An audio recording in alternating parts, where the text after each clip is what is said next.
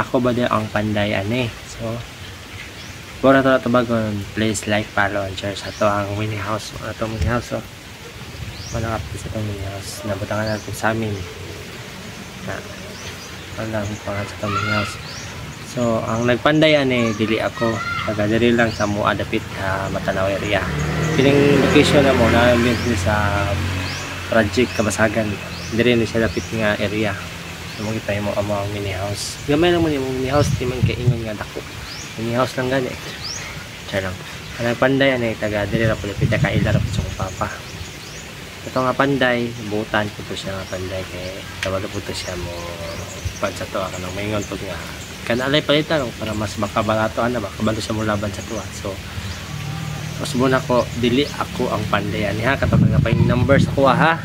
Muna ko ha dili ako ang panday ani kay di kita kabalo mo dukdok ka ng mga inana oh. Sao na kung ako'y panday ani just ko Lord hiwi kay natirada na ako.